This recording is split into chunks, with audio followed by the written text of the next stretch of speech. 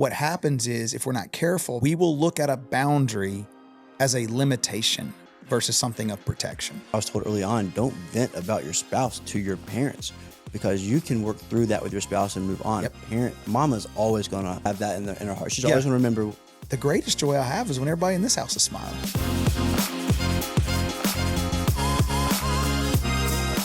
The biggest threat to your marriage might not be another person.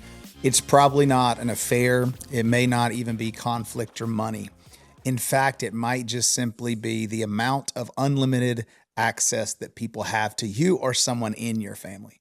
Because when everything and everyone have access to you, work, phones, just life, coworkers, family, distractions, your spouse usually gets what's left.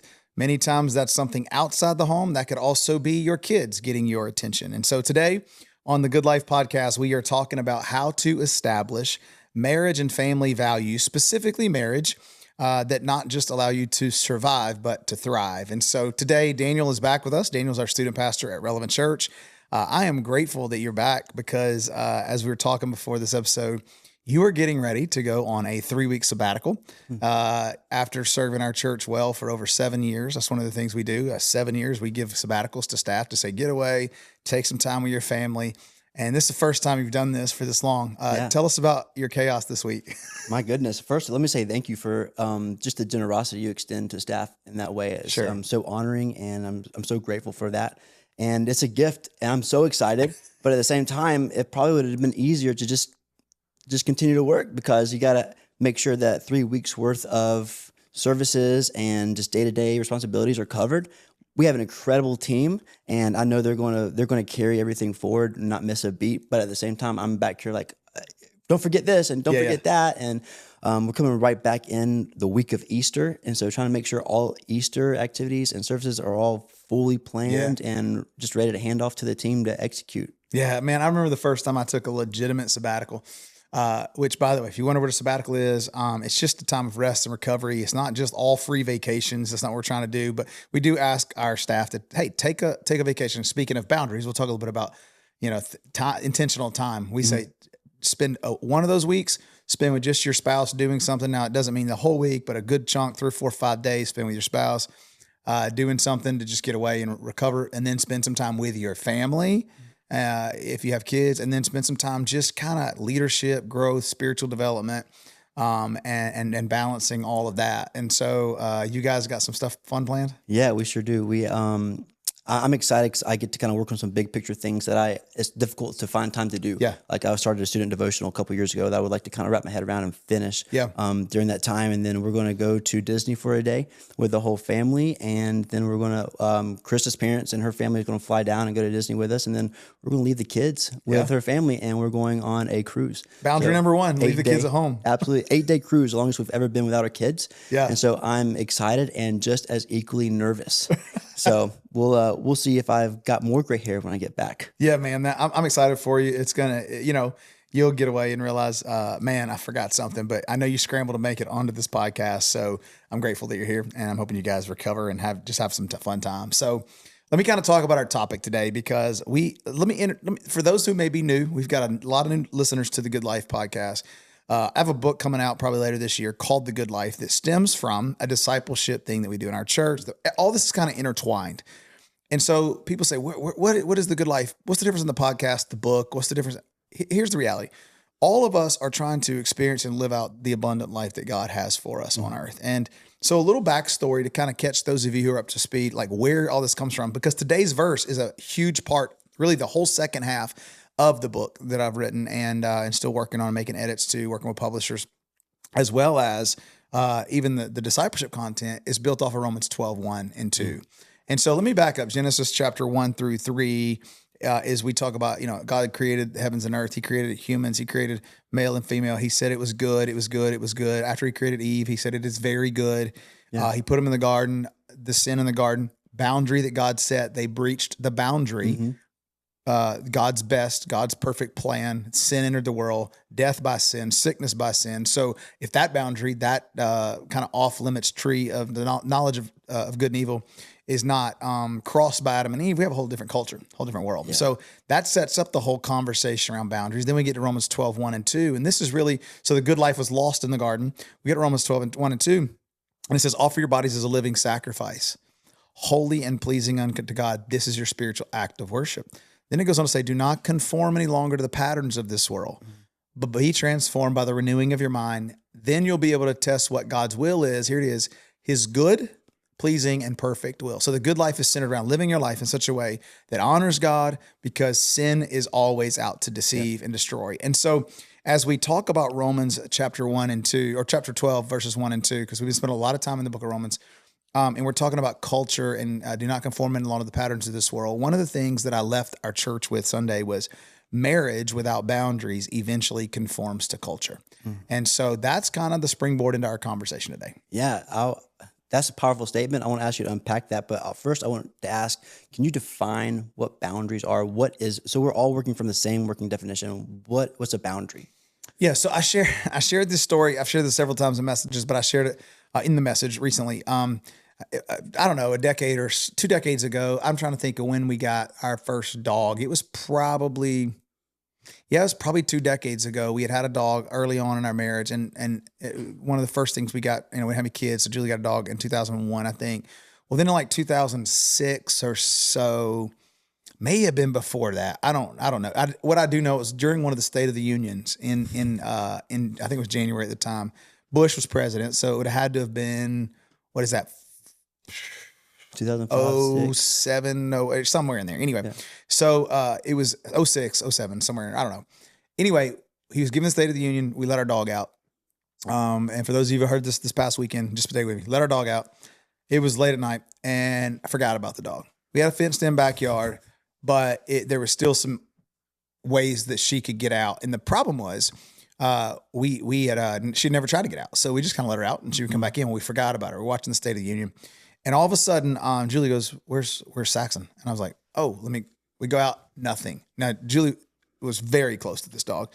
And cause we didn't have kids. And so I was like, I don't know. So we start looking, she's gone and nowhere to find her. We're looking up and down the road. I mean, I'm up at midnight, up at the church, printing flyers, putting them all over town. Dog's gone.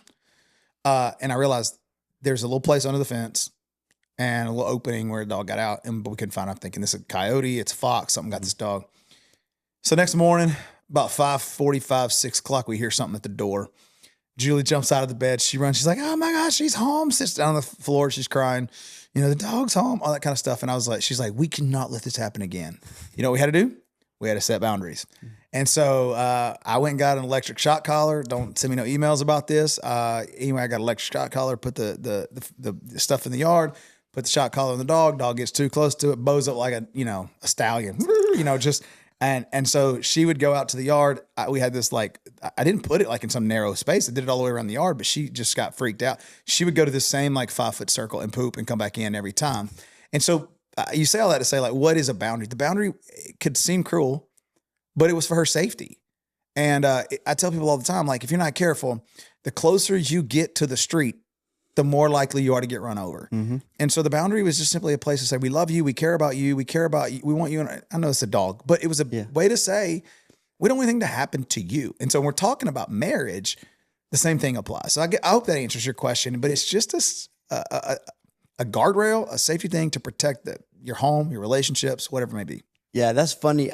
Real quick, I remember when I was in high school, we also had a shock collar for our dog, and I was in charge of setting it up. And I remember holding the collar in my hand as I went to turn the whole thing on, and I lost complete control of the left side of my body. I was I couldn't let go of the collar because I had no control of my hand. I'm just in the garage it was a learning moment for me. Better than electric fence though that we had growing up as boys. So. Yes. You said this. You said marriage without boundaries eventually conforms to culture. Can you unpack that a little bit? Yeah. So less often we find that marriages aren't just falling apart because of one catastrophic moment. In other words, somebody don't wake up one day and just be like, I'm going to destroy my marriage. Let me go do this today. Usually they have fallen apart because there's been 1,000 small compromises or permissions. So let me unpack it.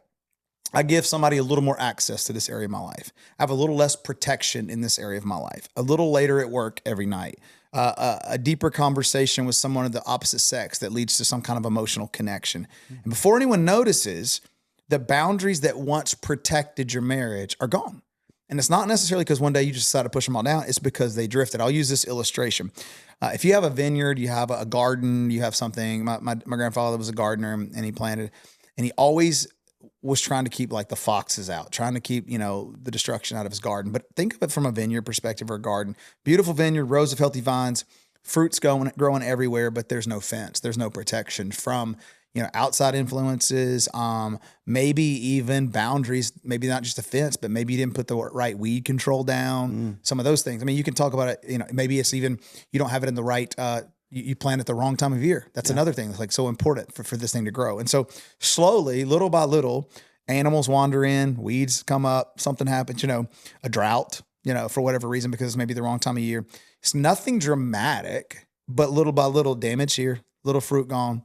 I remember one year Julie was gone for, she was gone away Mother's Day weekend. She went away for someone, I don't know. And I planted some flowers out front. And by the time she got home, the deer had already eaten them. So I was like, I didn't know that the deer. Did you at least take a picture of them? I was like, she's like, I can see where they would have looked nice. The point is, like, before you know it, it's like, it was so pretty. It had great potential, but it was destroyed because there was no boundaries. And so the fence is what protects the vineyard. The boundaries are what protects the relationships. Most of the time, it doesn't explode overnight. It's just because little by little guardrails were let down. Yeah. Krista loves having a garden and planting vegetables. And one time she left for a weekend and her only rule was make sure you water these certain times of the day. Yeah. And that's the one thing I didn't do. And she came back and they were wilted. Like they were just ruined. Throw them away. Yeah. I failed to follow the boundary. Yeah. So boundaries, think of it this way. Boundaries are not rejection, they're protection. I think sometimes we just say, like they're not meant to be controlling. They're not meant to push someone away. They're more for like, this is the family. And we'll talk about this a little bit in a minute. We already talked about it this past week, but this is a family that God has established. This is our number one priority next to God. And so we're going to protect that. And so it's not about rejection. It's about protection so that we can thrive. Yeah. Krista and I were talking about the whole idea of boundaries too, just the other night. And she said this, and I thought it was so good. She said, boundaries are not walls. They are a communication tool to share with people what we need to create healthier relationships. Yeah. So that's a lot. In other words, we don't look at them as some like hardcore, like stay out, this idea like nobody's allowed into our inner circle. It's more of like, hey, in order for our needs to be met in this home, in order for me to meet your needs, you to meet my needs, me to have safety, you to have safety, us to have trust, we have to build those boundaries. Yeah. It's a protection thing, not of like, hey, we're just doing this because it's us four and no more. It's more like, no, for this thing to thrive, it takes a certain culture and environment for us to see that happen. Absolutely. And just for our listeners, those who are tuning in right now, what would you say to someone who hears the word boundaries and they immediately begin to think that it means to push people away or building up walls instead of protecting what matters most to them? Yeah. I mean, I think that's interesting. You said it. Like, we're not, like I have a front door on my house. I have walls on my house. I have, some people have a fenced in yard or live in a gated community or live in a private subdivision or whatever. I have established boundaries in my yard, but it doesn't mean people aren't allowed in. It doesn't mean I don't, but when they're in, there's a certain type of, behavior that's expected if you're going to have access to my family. So, or if there's not just people, things, for example, if I'm piping something in my living room that's going to also break down the fabric of my family, those are the things that I want to keep out. My goal is not just to like, I don't like somebody, so I'm going to push them out of my life or I need to, establish these boundaries because my life's going to, it's literally for the flourishing of the relationship. And so when you ask the specific, like, I think you said what immediately, instead of pushing someone away, I think everybody can think of someone in their life that they've had to put boundaries up with, but it doesn't mean we're rejecting them. It doesn't mean we're cruel to them. It just means we establish something, whether it's someone or something, we establish a boundary that we agree on as a couple, that we say this is best for human flourishing or our family to flourish and our kids to flourish and our marriage to be all that God has. So yeah, I can see where sometimes boundaries are like, stay out, leave me alone. We put up walls. That's not the idea here. The idea is more, like you said, a communication tool that says when we do these things and we agree upon these things, we're healthier as a family. So that's good. So let's do this. Also, I think, let me say this. I think when it comes to boundaries, we have to define the why. Like, for example, if we're talking about if we're going to put a boundary in place, why are we putting a boundary in place? Is it because we're mad? We're hurt? We don't like someone? Or are we establishing a boundary that actually says, hey, we think this is a good guardrail. This is a good boundary to allow us to flourish and protect our home. So we're defining the why before we define the what. So for example, we'll talk about some of these and you can maybe ask more questions. When it comes to time, okay, how many hours a week are we going to work? You see what I'm saying? Like, well, the question is not like, let's put a line on the sand, 40, 50, 60 arbitrary hours a week. Well, why do we need to limit the hours? Because we need family time. I need help at home with the kids, getting them ready for bed. Otherwise we don't have time together as a spouse, So it's the why that then leads to the what versus just like, let's just put a bunch of, boundaries in place to say we have them. Yeah, it totally makes sense. How do you know the difference between a healthy boundary and just a controlling rule that you've placed on somebody else? What would you say to that? Well, so I think this can be true of God as well. So like in Genesis 1, 2, and 3, God says, be fruitful and multiply, fill the earth and subdue it. You have dominion over everything. Adam and Eve still working. They have dominion. And God says, don't eat of that tree. Some people say, well, God, let's think about the enemy's first lie. This is in the book. He says, did God really say? And he changes the whole language of God's conversation with Adam and Eve. This is, he wants to protect Adam and Eve. But God, the enemy is saying, no, if you eat that, you'll become like God. And the idea here is that like sometimes what happens is if we're not careful, we will look at a boundary as a limitation versus something of protection. And so if we just started that with God from the beginning of time, the whole world would be different. That's a great question because there's some narcissists, there's likely some men, there may be some women who have trust issues that will leverage. He said we need to do this. I'm saying you need to be in agreement and you need to have the other person's best interest at heart when you're setting these boundaries. That makes sense? Yeah, that does. So, well, let's do this. I gave some homework this past week, and I think it'd be fun to walk through it just one by one and talk about each one of the boundaries, maybe even talk about some of the homework and how that, the conversation went. I don't have all that pulled up, but maybe some of that will come up. So we can walk through it. Maybe I can ask you some questions about how you've seen these in your life, what we've done in our family. So the first one was in-law and family boundaries. This is one that's not talked about a lot. 10 to 20% of divorces, depending on which survey that you read, state that relationships with in-laws had something to do with the divorce. Now, this is what's fascinating. It's not usually the top cause, but it frequently contributes. And so what will happen is when it's rarely let me back up. It's rarely listed as the primary issue, but at least one spouse many times will list it as a secondary issue. And the other spouse won't list it. Let me give you some research. When divorced couples are interviewed separately, they often don't even agree on what caused the divorce. Wow. So, and one of the areas they disagree most on, ready for this, is in-law influence. So think about this for a second. You're trying to work all this stuff out. Your family's butted in, your extended in-law families, which I'll talk about in a minute. It's all up in your marriage. Your spouse is frustrated. They're trying to tell you, and you and your mommy and daddy don't realize it. And then you get divorced, and all of a sudden, this spouse is like, their parents were always up in our business. You're like, what are you talking about? Why do you think that is? That's a great question. Codependency sometimes, I think, is it. I think it starts early in marriage. So let's talk about what we talked about briefly. Let me give our listeners just a couple updates. The Bible says to leave your father and mother and cleave to your wife. Jesus, the word hold fast or cling to, cleave. So the premise behind marriage is you leave one family and you cleave to your wife and you start another family. So this is something, I'm not the only person that's ever said this, but I leave my primary family, my immediate family, my mom and dad. I cleave to my spouse, Julie and I. We become our family, our immediate family. And immediately my mom and dad become extended family. The problem is people don't make that separation quickly and early enough. Yeah. And mom and dad aren't given a clear understanding of how, hey, listen, we're not always going to do things here. So almost without fail, probably 80, 90% of parents that I talk to, and I'm probably guilty of this too. I have an 18-year-old. he's got his whole life planned out. I could see in the next 3 or 4 years, man, his life just like, and all of a sudden we're like, whoa, he started a family. I have ideas of how I want that to work, but it's not my decision. That's gotta be tough as a parent. Yeah, you work so hard, you raise him. Listen, he wants to be close to home as far as we know, and all that. But like, it's not my decision how he raises his family. Yeah. But I have to, as much as me and Julie probably would want to say, no, you ought to do this. We've raised him. It's up to him. And now how he wants to do vacation, how he wants to do Christmas, how much he wants us involved with the grandkid.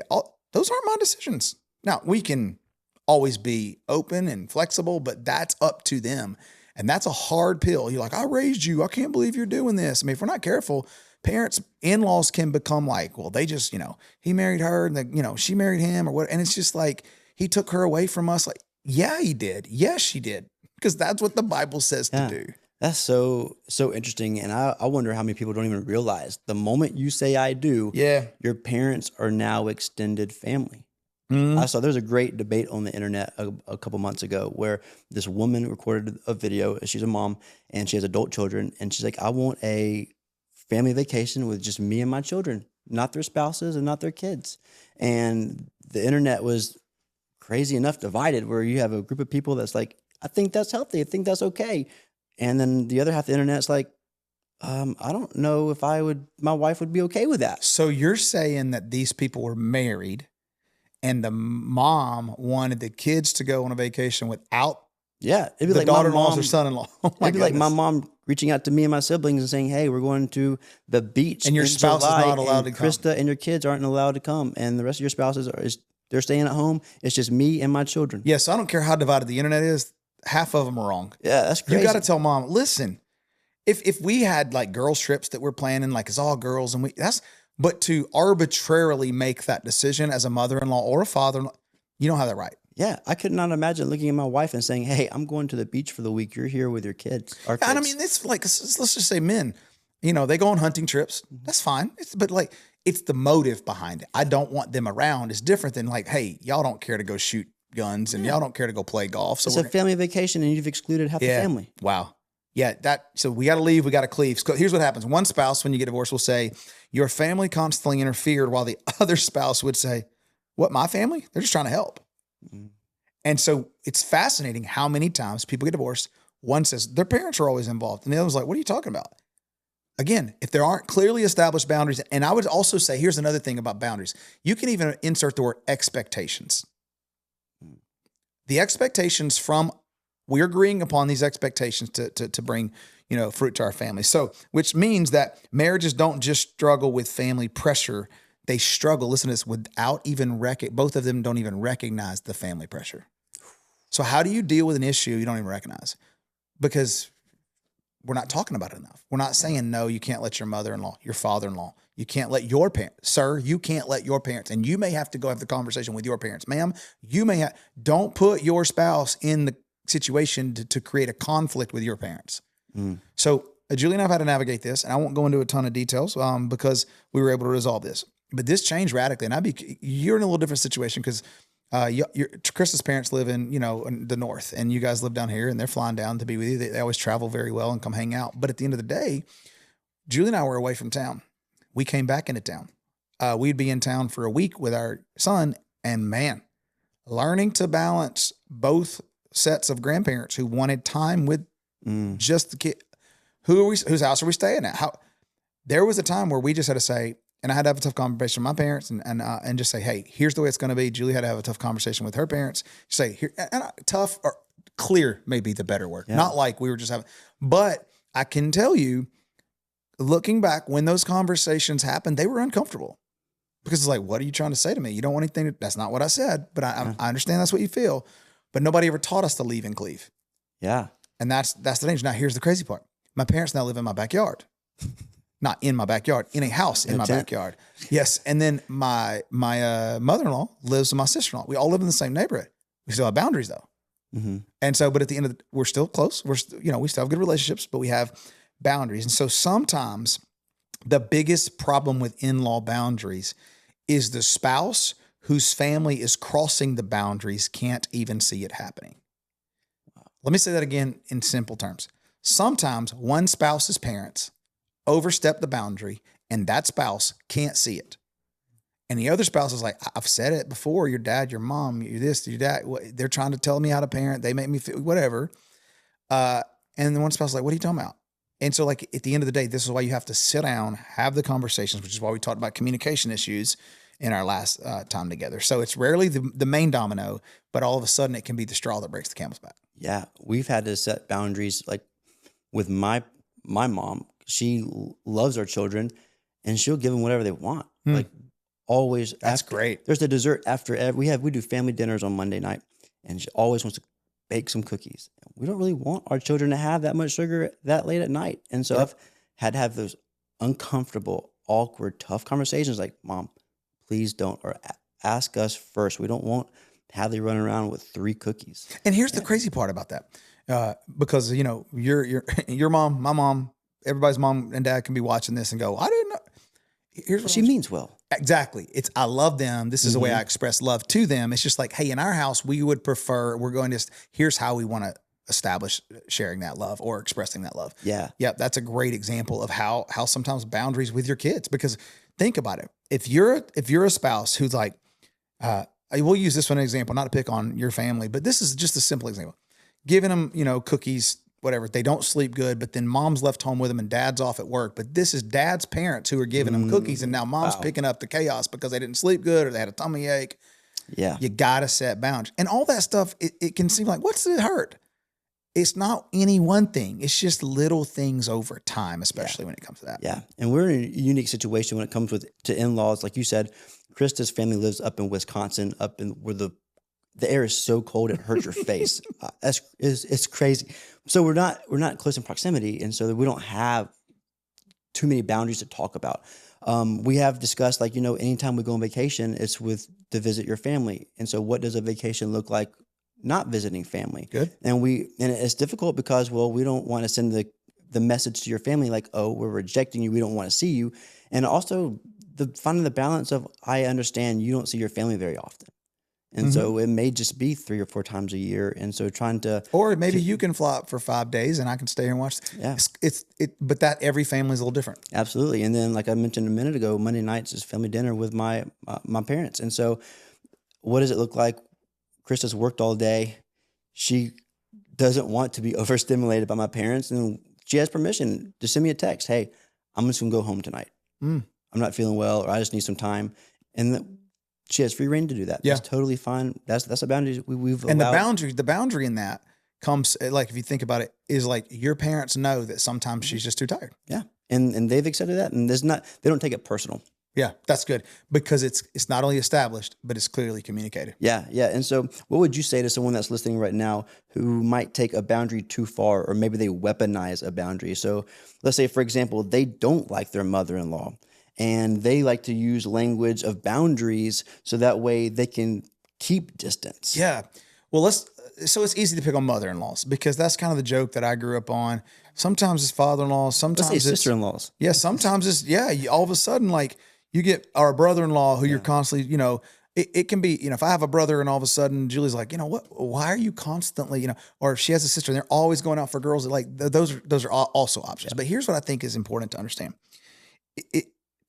When it comes to mother-in-laws, father-in-laws, let's stay there for a second. First of all, the Bible says, honor your father and mother. So you can honor by still having boundaries. And I think one of the things about honor is the condition of your heart. So, and I think you can apply this to every relationship. If I'm using this as a leverage because my heart has animosity or resentment or contempt for someone, I got to let that go.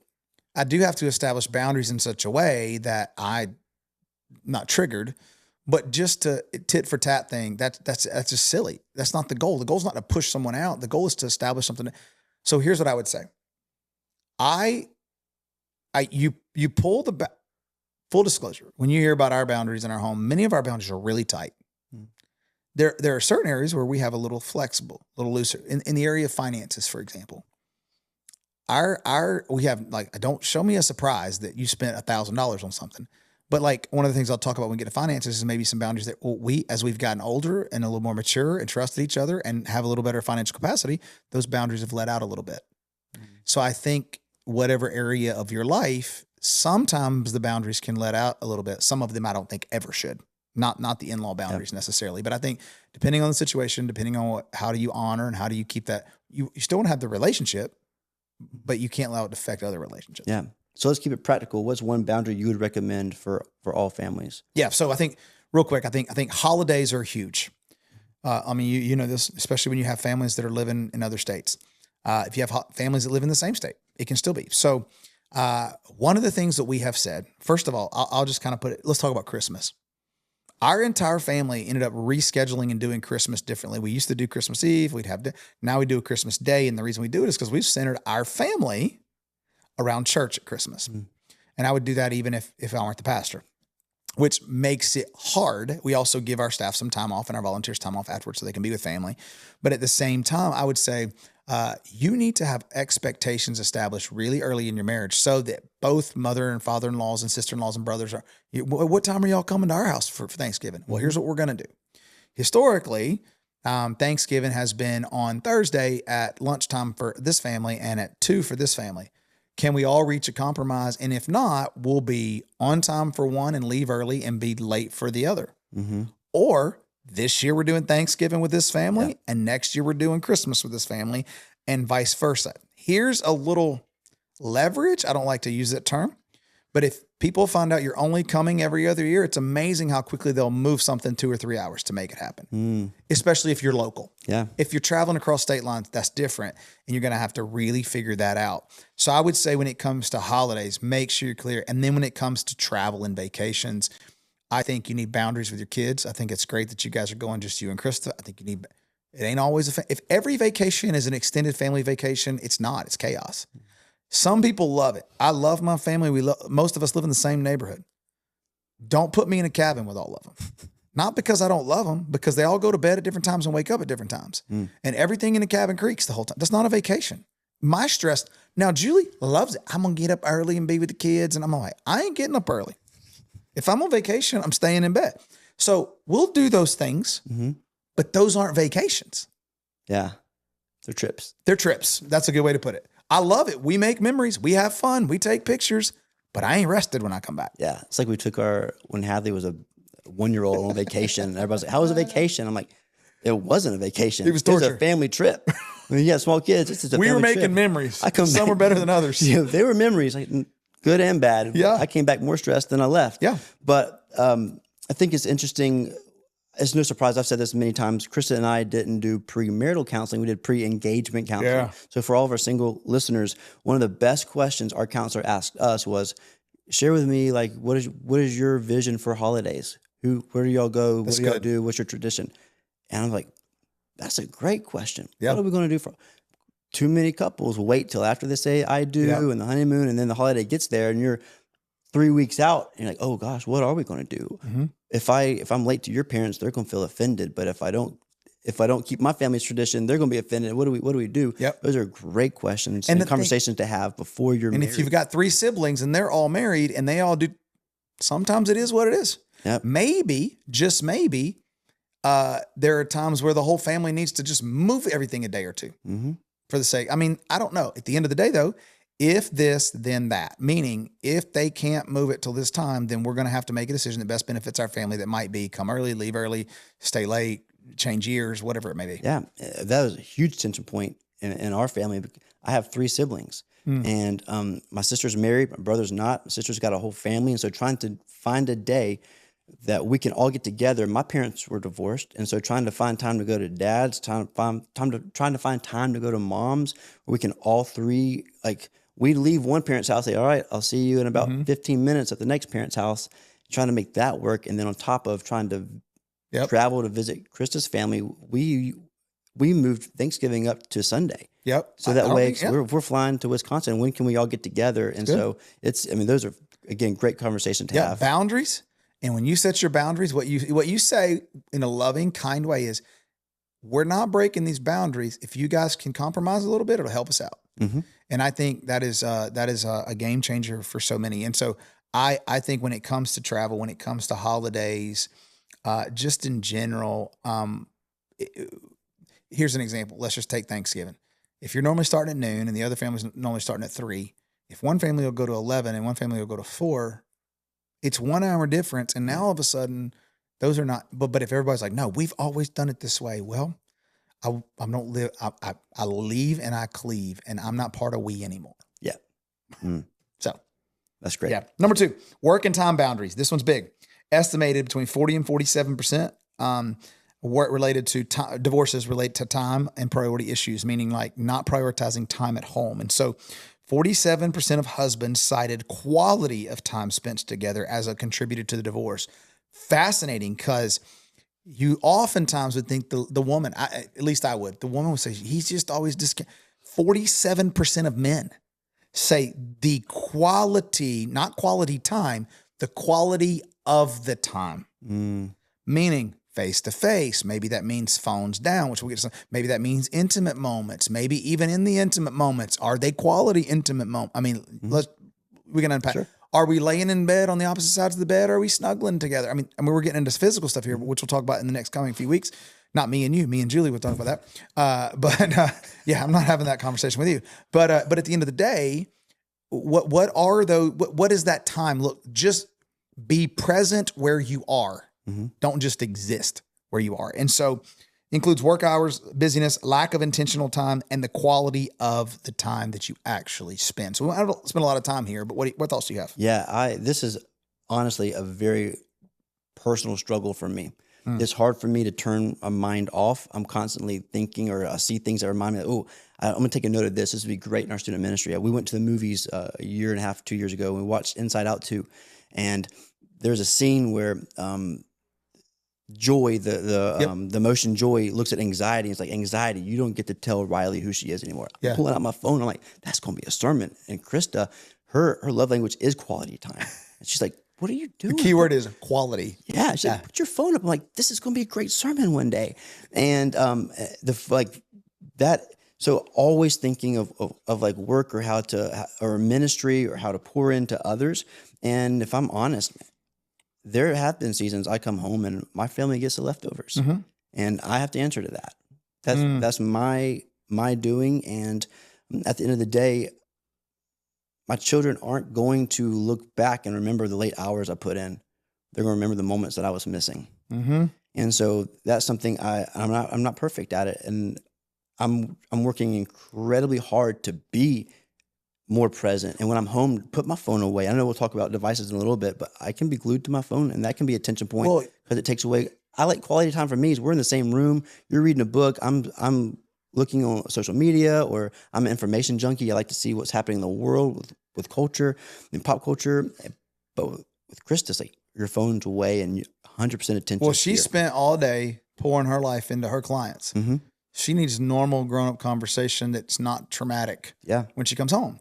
And so I think when you talk about that, so Logan's in the room, he's filming today, and his wife Kalani's on staff, and they and you used to do a little bit of what Kalani does, or the social media stuff, and Logan doing the filming.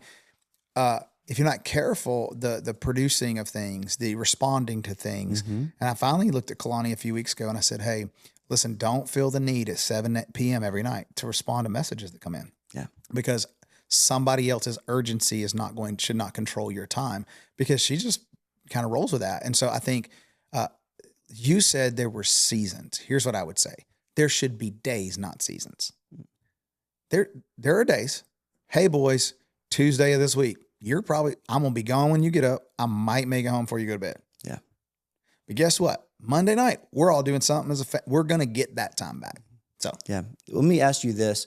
You are incredibly busy. You have, high level of leadership. You're leading a church of thousands. You have your own side stuff. Like, how do you balance that time?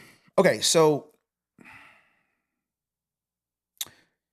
I have people ask me all the time. I've had I coach pastors and church planters literally all over the country. I don't put a lot of, mostly word of mouth. And I love seeing the fruit of that coaching. So churches that are growing by 20, 30, 50% in a year, 100% in a year in giving, growing by, because I love seeing the kingdom of God grow. But my greatest joy doesn't come from that. What I realize is, what does it profit a man to gain the whole world but lose his own soul? And my soul is nurtured and cared for in 2 ways. Number one, in my time with God. And number two, the safety of my own home. So if the safety of my own home is not really a safe place for thriving and human flourishing, then what will happen is I will chase a real estate deal. I'll chase a coaching deal. I'll chase a stage to preach on. I used to be more caught up in that until I realized the greatest joy I have is when everybody in this house is smiling. Now, are there times where I'm like, hey, the real estate market's hot right now. It's time to make some moves. Listen, true story. There were 3 years in a row after COVID, 3 years in a row that I was either out of town on vacation or at a group event with friends that was time. 3 years in a row, I closed a real estate deal on vacation. But Julie was like, here we go again.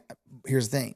She understood the amount of money involved in that transaction. Yeah. And she was like, you know what? I get it. You just need to let me know when you're going to be done. Yeah. So we know what time we're like. I don't do that every year on vacation, but there was a season after COVID where there was a lot of money to be made, real estate, and we had saved for that moment. And so I just say all that to say but if I do that too often, then there's no joy in the home. The bank accounts grow and the retirements grow and the investments are growing, but I'm depleted at home. And I think at the end of the day, it's really about cleaving priorities, God first, your spouse second, then your kids, and then everything else. Yeah. So I hope that makes sense. Yeah, that does. That's good. Yep. Let me give you a couple of research things and we'll jump in. Couples who work extremely long hours often report lower marital satisfaction and higher divorce risk. There was a time when we decided to let our kids be homeschooled. We decided to homeschool our kids, and I told Julie, we're going to make it where you don't have to work. We can't do both. So Julie's part-time at the church. She spends Tuesdays up there. She does some other stuff throughout the week, but our kids are a little older now. But there was certain seasons where that looked different because, I'm driven. I can grind. I can just keep going. And so if I'm not careful, that'll keep the quality time away. So one study found that working more than 60 hours per week increased the likelihood of divorce and separation substantially, partly because it reduces the time the couple spend interacting face-to-face and building connection. And so here's the crazy part. One spouse will say, you're never home. The other spouse will say, I'm doing this for our family. And it's like, but what you're doing is not working. You're gone, you're making money, you're providing, but we're bankrupt emotionally.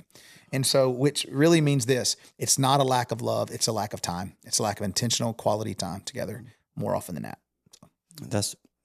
That's good to cling on to.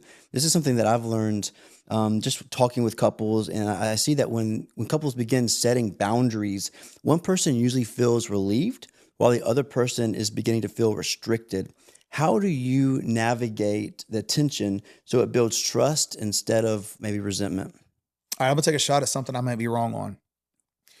Usually, if opposites attract, right? That's not always the case. But I would tell you in my marriage, boundaries would feel like limitations to me before they would to Julie because of the way I'm wired. Go back and listen to the previous podcast about wiring.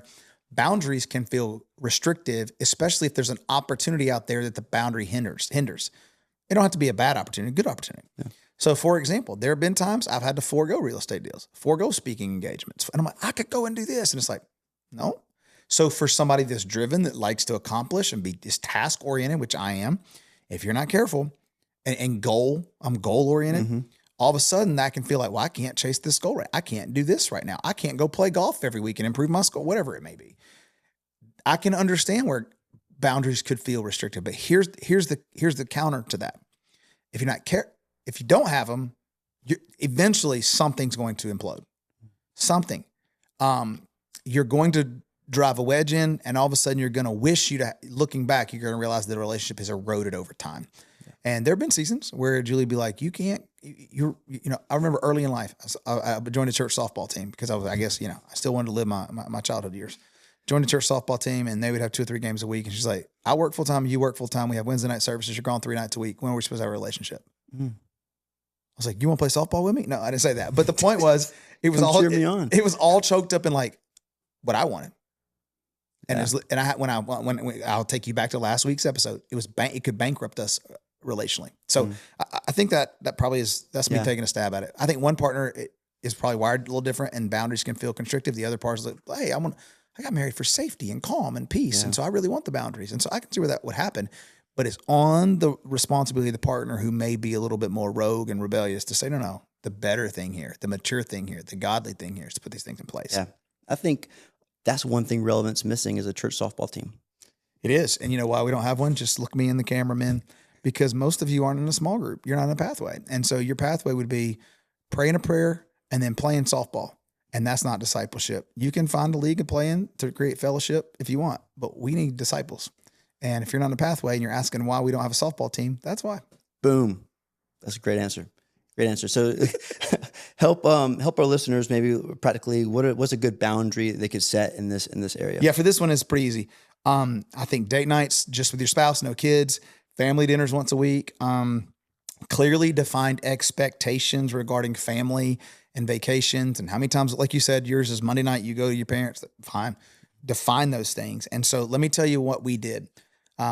Because when we started Relevant Church, this might sound, this I had to get out of the city that I pastored the church in. However that sounds. It's hard to be a prophet in your hometown. Well, what was happening was I would have, people are great that, like there was a restaurant that just opened in our community. And I've been over there 3 or 4 times. We were in there last night and I said, I'm going to go to the bathroom. I was gone 15 minutes to the bathroom because 5 tables stopped me. I was about to say too much information, but thank you for Yes, I was not gone in the bathroom, on the way to the bathroom. But yeah, 15 minutes. And Julie's just sitting out there. Here we are, supposed to have dinner. All I was trying to do is go to the bathroom. Had great conversations, super sweet people. And I'm the type person, I'm going to stop and talk to them. And so when we lived in the city that our church was in for a while, every single time we would go out, it would to have a family dinner or do what it was like we didn't have. And we didn't want to fight. You know how traffic is in that area. We didn't want to fight traffic driving too far north and then fight. So we're like, we've got to just get some time where we can go out. And like my kids were very impressionable at the time. They were younger. It's about 7 or 8 years ago. No, I'm sorry. It was about 10 or 11 years ago. So I had a 7-year-old and a 3-year-old. I was like, we gotta, we gotta get to a place where we can just kind of breathe a little bit. And so we moved about 20 minutes south, and that has been a game changer. Now I still go out, but not every time. We decide if we want to go south of here, which is further from our church, or north of here into the community. But that is a boundary for me when it came to, having uninterfered quality family time. Yeah. And people mean well. They see their pastor, they want to talk. And I love hearing their stories. Yeah, you want to talk. And so on both sides, people mean well. And I ran into somebody just last night who they said, it's my birthday. And they were there with a friend, introduced me to their friend. That friend had been invited to church. And I'm like, this is great. Love this. And I was like, that's awesome. Walk around the corner. Here's another family. Hey, you don't recognize us, but we've been coming to your church. Beautiful kids, sweet family. Go literally 2 tables over. Hey, Pastor Carl. And I'm like, this is why and I'm just eating it up. And Julie's just sitting out there waiting, And so anyway, that can happen occasionally. It can't happen every day. So we had to just say, we've got to move where our family can breathe. Makes sense. So the last one, the third one is this. We'll buzz through this one. I spent a lot of time on this. Digital and electronic boundaries. Around 30% of estimated divorces cite social media or online behavior for divorce, meaning that the connections are forming, or maybe they're viewing something that caused the breakdown. So heavy social media users are 32% more likely to consider divorce just because you use social media excessively. So online behavior on social media, obviously you see online emotional affairs that start happening, pornography use. All of a sudden there's secrecy and communication happening. It causes poor communication because you're locked into your screen. You're not looking eye to eye. And so all of these things are reasons why. And now we're giving our kids cell phones at 9, 10, 11 years old, and they don't even know how to have a relationship because of that. So I won't spend a lot of time on that one, but that's the one we talked about. Yeah. I mean, this is one that another one that I have trouble keeping is a boundary with my phone. I'm always responding to a text. I'm the kind of guy, if I don't respond to you like in the moment, you won't hear from me for about 3 days. I'll forget about it. And so I like to respond quickly, and then I'll open my phone to read the Bible or look at a verse, and then I get a notification, and then I get sucked into something 40 minutes later, and like, how did I get here? And so I'm looking right now. I used the same way. Text, respond. I have 687 unresponded text messages. That gives me so much anxiety. I can't. Right. It's not because I'm being rude. Many times they're group texts. Many times they're what I just like, if it's a group text, many times I don't even open it. I'll miss a whole thread and don't even see it. And how is your mental health with that many notifications? I don't care. It goes back to it drove me crazy. Yeah. But now it's like, I mean, if you text me as a staff member who has access to me and needs, I'm going to respond. But you'd be surprised. I mean, and these people are great, but I got a pastor who prays for me every week. Mm-hmm. And he told me, you don't need to respond, but I'm going to text you every week. And I'm like, great, I'm not responding. I appreciate the prayer. Incredible commission. Yeah, I appreciate the prayers. I value the prayers. There may be an occasion where I'll respond back and say, thank you for that word. That meant a lot to me today. But I'd say 46 out of 52 weeks a year, I don't respond. Mm-hmm. And because he understands. Now, he pastors the church, not as large as ours, but he has another schedule that's just as busy. That's something he does it used to be, here's the crazy part. It used to be every Wednesday. Now it's moved to every Tuesday. So I know he's changed his prayer time. Wow. Yeah. So again, I say, listen, and if somebody were to come to me and say, I'm going to send you a text every week, I would say, hey, I appreciate that, but let me go ahead and tell you, I may not respond. Mm-hmm. And they'd be like, and if they want me to respond, here's another one. I used to have a voice. I don't even know what my voicemail says now. But I used to have a voice. I think it still says the same thing. If you leave a message, I'm not checking messages. You're better off send me a text. And I can see the text. I can see if the text is worth responding. But here's what that does. It eliminates all the people who want to just call me to sell me something and do all that. Again, just another way to protect the whole Yeah. Side note, it may just be a generational thing, but I'm a texter, not don't call me. If you can text me, text me. So master the art. I'll say this, of voice memos. Y'all know how many times I kept saying, you'll save so much time. You'll save a 10 to 15 minute phone conversation with a 60-second voice memo. Mm-hmm. And you can do it at your convenience when you need to. We can start a conversation. We can get it from this podcast and I can send a voice memo before I get downstairs. And then whoever I send it to can reply at their convenience. And then I can reply at my convenience. And it only takes a little window of time. The transcription feature is so much better. So now I can read what you're saying and I have to find a place to listen. Yep. Or I can just know, we have a regenerative health doctor we see. She sends voice memos because they're longer. She don't want to type it all out with, hey, here's what I'm recommending. I just say, keep the voice memo and now I can listen to it later if I want to. Game changer when it comes to That's great. That's great. So I know a lot of people probably agree with boundaries, but they struggle to actually say them out loud and implement them. Yep. Why is it so hard? Why do you think it's so hard for people to communicate boundaries clearly in their relationships? Probably because they didn't have great boundaries growing up. Probably because these are just some examples from, I don't know the answer to this, but I'll just give you what I think. Okay. Probably boundaries that they had growing up maybe weren't healthy. Maybe there were extreme consequences when boundaries are broken. Maybe they grew up in a very religious home. Maybe they had no boundaries. I mean, all these things. They had no boundaries, and all of a sudden you're going to control me. I didn't know. I used to do what I want. I used to go out and get home at midnight. Now you want me to be home at sure. Think about people who go to college. They don't have many boundaries.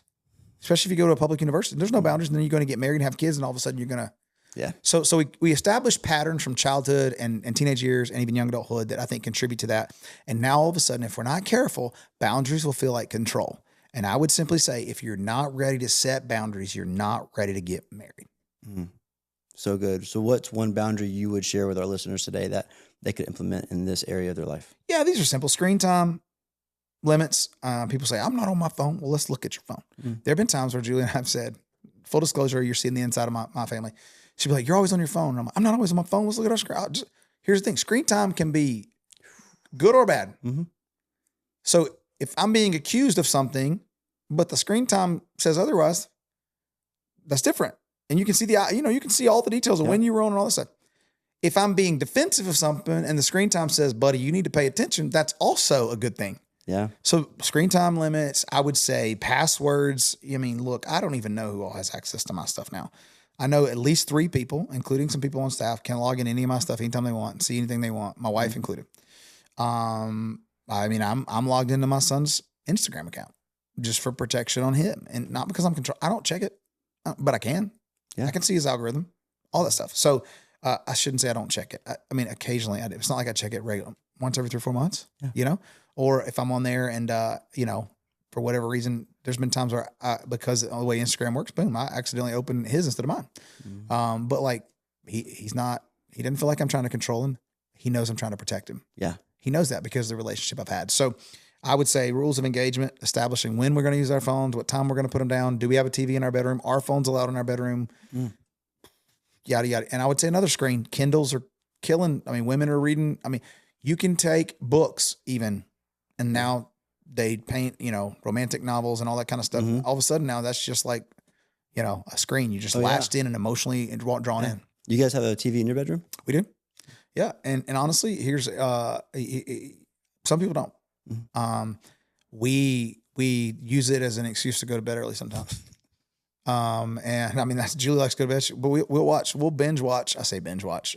We don't stay up that late because we're too old, but, like we'll watch like Traders or like right now we're watching, Lincoln Lawyer and then we talk about, and so it's just, if one of us falls asleep, the other one will catch up the next night, but that's not every night. Yeah. And so, but those are times where it is a little decompression from the pressures of life. Sure. And that's not the only thing, it's not that like every night we go in at 9:00 and we're watching 2 hours of TV. That's not that, but yeah, we have it in there. We don't. And the only time we do is when the Olympics are in town because Crystal loves the Olympics and I get so excited. Like, we get a TV. You don't even get to watch the Braves in there?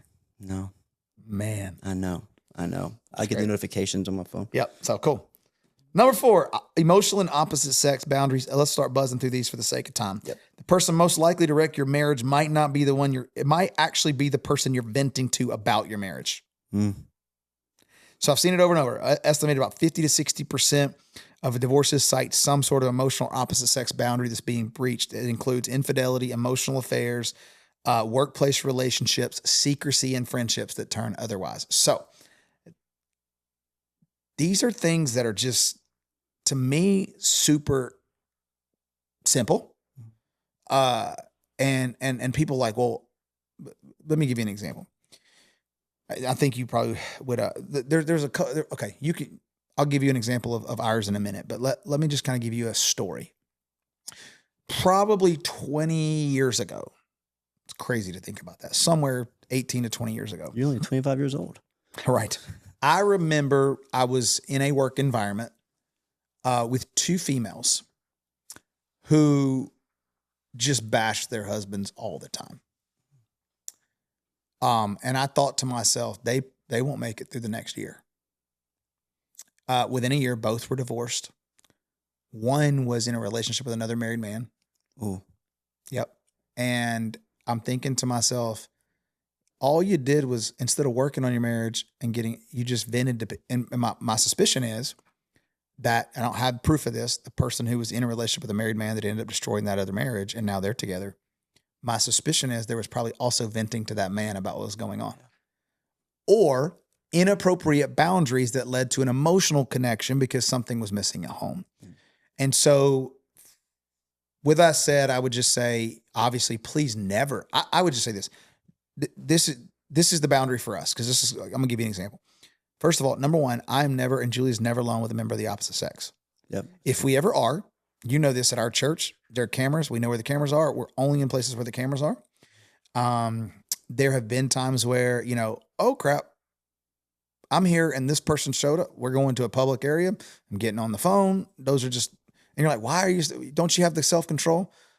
Sure. But I also know that I'm human. And I also know that, let me say it this way. I'm not looking for sin. Sin is looking for me. Yeah.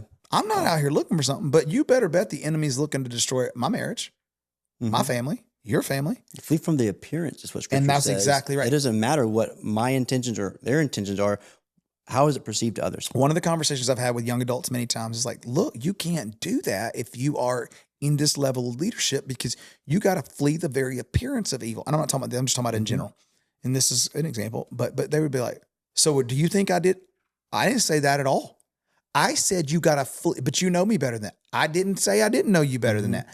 I'm saying the Bible says flee the appearance of evil. So ask yourself, would you want your pastor in a private situation with another woman? No. Then why would you put yourself in that situation? And I understand there are situations in workforces and various things where people just are required to do that.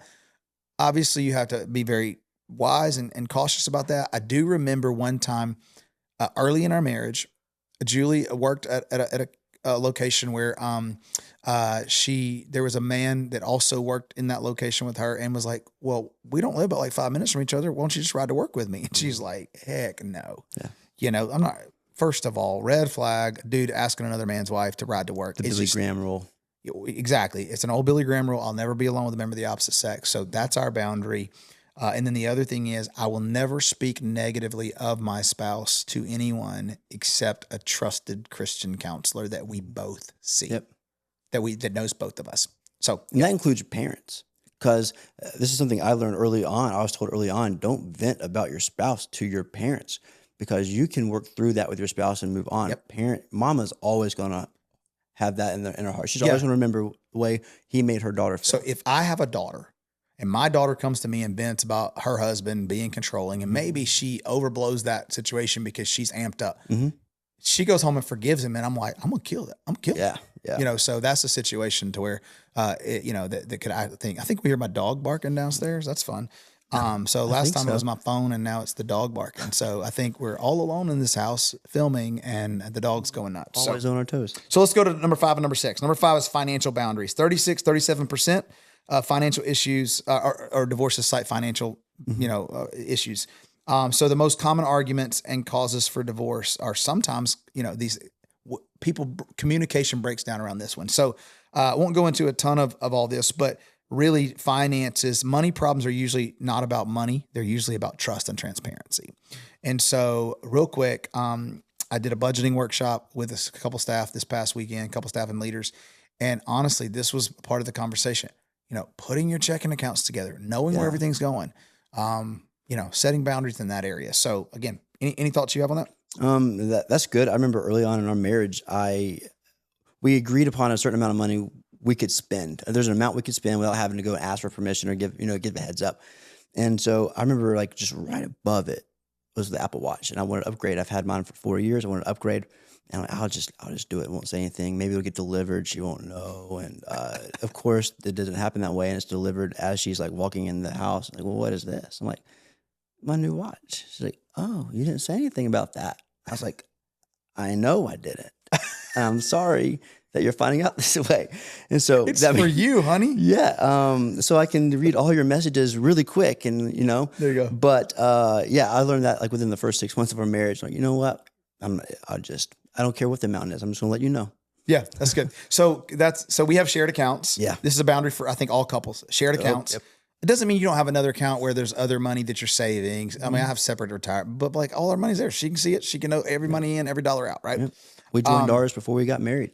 Our counselor said, a wedding date's not going to change anything. Go ahead. Yep. So we were engaged. We had a wedding on the calendar. Yep. We went and joined our accounts. Yeah. Yep. So we have agreed upon budget. Again, it could be percentages, it could be numbers, whatever, but both parties need to be involved. Access to all accounts, no expenses over this without approval. That doesn't mean she has to come to me for approval. That means we come to each other for approval. Yeah. Hey, honey, listen, I really want to buy a new golf club that's $400. I don't buy new stuff, but I'm just giving an example. Listen, I don't. We have money, it's there. We have this, but I just want to make sure we don't have other plans. Where we at? Or hey, well, let me get that for you for Christmas, or whatever that looks like, right? Yep. Same sort of thing. Hey, listen, I need to. Here's a great example. My oldest is in college. We pay for his, college. It's not super expensive. He's got a 2-year degree for under 10 grand. He's still in college, and we're paying for that because he works. He takes care of a lot of other stuff, but. Before she'll come to me for that, and she'll come to me for the curriculum for our homeschool, and she'll say, hey, in the next 60 days, this is going to be coming. When do you want me to do it? Now we're at the point where it's she knows the rhythm and all that kind of stuff, but you would say no expenses over $100 without permission. If you do or no combination. Well, I went to Marshall's and spent 88, and then I went over here and spent 75, and then no. Yeah. If you're going shopping, if you're going to shopping, hey, here's the budget. Yeah. I remember Julie would come to me early in our marriage, and she'd say, hey, because I do the finances, she's totally cool. She don't want to be stressed by that. Not because I would prefer not to do them, but she would say hey, listen, I need to go this. What's my budget?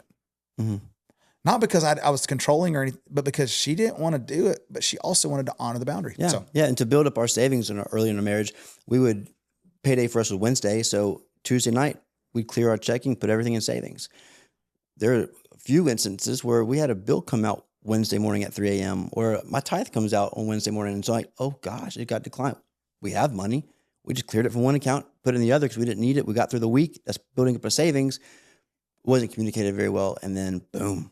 Yep. Yeah. And you live alone. Just communication. Yep. That's exactly right. Number 6, and we're going to spend 2 weeks on this while you're out of town.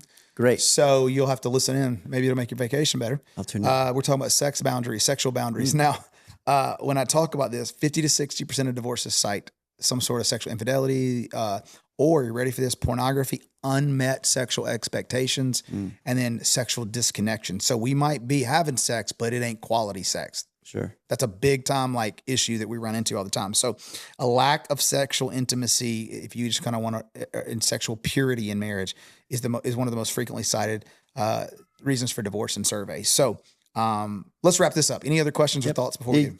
One final question is, if someone listening right now, they realize that they actually do not have any boundaries in their marriage, or maybe no boundaries in their dating life, what is the first one you would recommend them to start with? Wow, that's good. So I think I would probably not, and I didn't know this question was coming. I didn't read it ahead of time. So I think what I would do is have each spouse ask the other one. So, hey, honey, Pastor Carl or the podcast listed these 6 areas. Which one do you feel like would make you feel the most safe, or that we need to work on the most? And then have the spouse, and then work on 2. Work on one for each other. Wow. Okay, and allow the person to speak into that. So I would always say, well, if there's a tension point, like we're always fighting about finances, start there. Mm-hmm. I would always say number 4, the emotional and opposite sex boundaries are huge, because we are feelers. Most of us, we get caught up in, if you got to get that right. If there's distrust in that area, you're going to have a hard time repairing trust in others. So I think that would be it. That's great. And then the last thing I would say related to the sexual boundaries, one boundary that I would recommend for all families would be password protected accesses to all screens. Stay away from books about, sexual stuff. Women a lot of times are reading passion novels, and that's just terrible ideas. And I know women can get mad. Oh, you don't understand. Okay, whatever. I mean, men need to stop looking at porn and get healthy and realize, why are you so drawn to those novels? Why are you so drawn to that porn? Why, when you read the novel about the affair and the seductive stuff, why is that so intriguing to you? Because that's a lot of times porn for women, and then they're reading these things and watching these things, and it's not their real life. And it's just,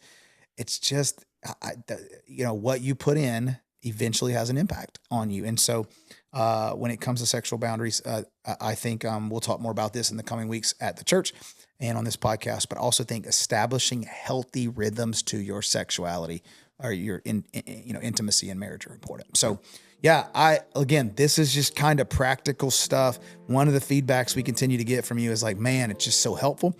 So we did do homework this week for the church. We can, if you want that, you can send us a message. We'll send that to you. 10 ways, we'll give you these 6 boundaries, and how to establish these 6 areas and some questions and all that. If you want that, you can comment. We can get that to you as well. But like, share, let someone know. And then in the coming weeks, Julie and I are going to be coming back talking a lot about intimacy, sexual intimacy. We're going to be doing a Q&A in a few weeks live where you can send questions in, and we'll probably embarrass Julie at some point, because that is not her favorite. Sounds like a party. Sounds fun. Yep. So if this is helping you, like, share, comment, let us know in the coming months. Hopefully we're going to be giving away some Good Life gear, just, for those of you who are watching, and subscribe, because, you'll get notifications when these things come out. So we'll see you next time on the Good Life podcast as we continue our conversation next time about, we've got intimacy or sexual issues, and we'll talk about it next time. See you then.